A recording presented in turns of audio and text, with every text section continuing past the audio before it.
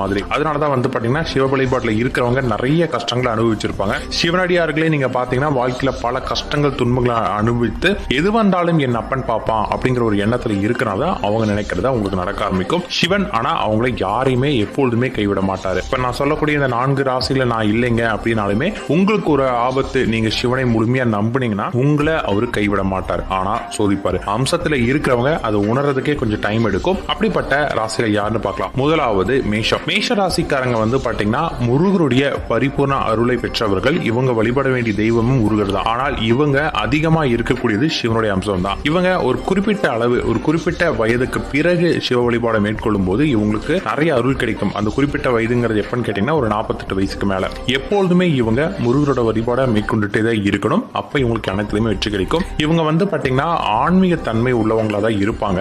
ஆரம்பத்துல வந்து பாத்தீங்கன்னா ரொம்பவும் ஒரு பொழுதுபோக்கான ஒரு நபரா இருப்பாங்க.